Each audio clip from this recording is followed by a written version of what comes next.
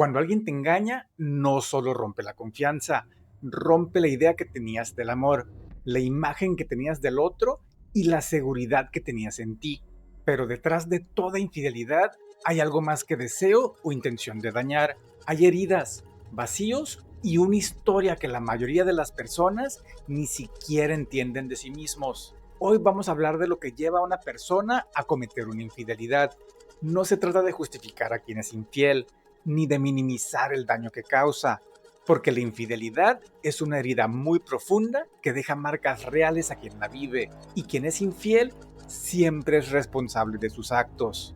Pero entender lo que hay detrás no es lo mismo que justificar sus acciones. Primero tiene que quedar muy claro que no todas las personas infieles son iguales. Hay quienes engañan una sola vez y viven con esa culpa toda la vida. Y hay otros que lo hacen una y otra vez, sin remordimiento, como si nada hubiera pasado. Algunos lo hacen por impulso, algunos porque se sienten atrapados, pero todos, absolutamente todos, tienen algo en común. No saben enfrentar su propio vacío. Buscan en otra persona lo que les falta dentro, porque emocionalmente están dañados. Confunden deseo con conexión y aventura con libertad. Por todo esto, es muy importante conocer un poco sobre el perfil psicológico del infiel. Aunque cada historia es distinta, la mayoría de las personas infieles comparten ciertos patrones psicológicos. La primera característica importante de la persona infiel es su pobre autocontrol. Tiende a ser una persona con baja capacidad para regular sus impulsos y actúa sin pensar. Si aparece la oportunidad, se deja llevar por el momento sin detenerse a pensar en las consecuencias. Suele tener dificultades para manejar el deseo, la frustración o el aburrimiento y termina priorizando la emoción inmediata por encima del compromiso emocional. La siguiente característica es el egoísmo. La persona infiel pone sus propias necesidades por encima del vínculo y de la relación. Busca su propio placer, su atención y su alivio emocional sin importar el costo que eso tenga para su pareja. En su mente, lo que importa es cómo se siente él, no cómo afecta lo que hace a los demás. Después está la necesidad constante de atención. Muchos infieles no soportan sentirse ignorados o no deseados. Cuando no obtienen la atención emocional o sexual que esperaban, la buscan por fuera. No porque amen a otra persona, sino porque necesitan reafirmarse a sí mismos. En el fondo, lo que están buscando no es amor, es confirmación de que siguen siendo valiosos.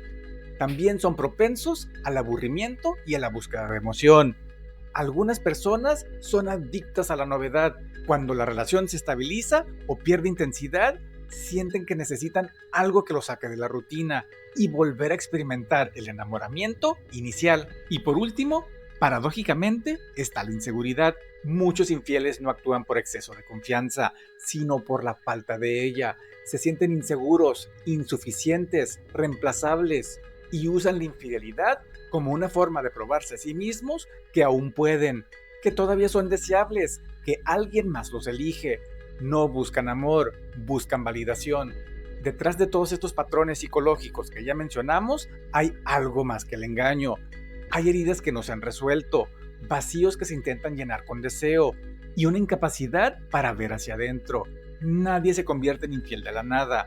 Detrás de cada traición hay una historia que empezó mucho antes de la relación. A veces, la raíz está en la infancia, en hogares donde el afecto era inestable, donde se aprendió que el amor podía irse de un día para otro. Personas que crecieron con la sensación de que si no agradaban, no los iban a querer. Y ahora, en la adultez, repiten esa búsqueda desesperada de aprobación.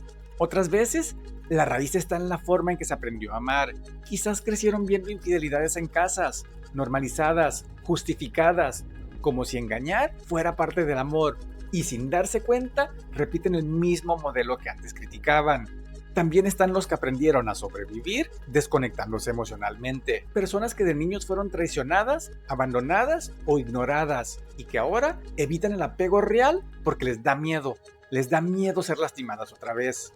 La infidelidad para ellos no es tanto por placer, es una forma de protegerse del vínculo. Traicionan antes de sentirse traicionados. Para la mayoría de las personas infieles, el engaño es como un ciclo. Primero la distancia, física o emocional. Después el impulso y la adrenalina. Luego la oportunidad, una conversación, una mirada, un comentario en una historia.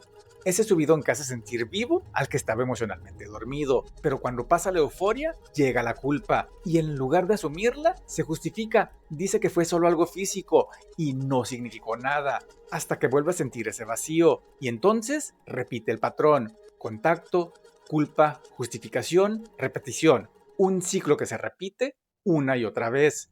Por todo esto, es muy importante entender que la mayoría de las infidelidades no se tratan de amor, ni siquiera se tratan de deseo, se tratan de ausencia, de personas que no soportan el silencio interno, que necesitan sentirse vistas para no sentirse vacías, que confunden intensidad con conexión y validación con amor.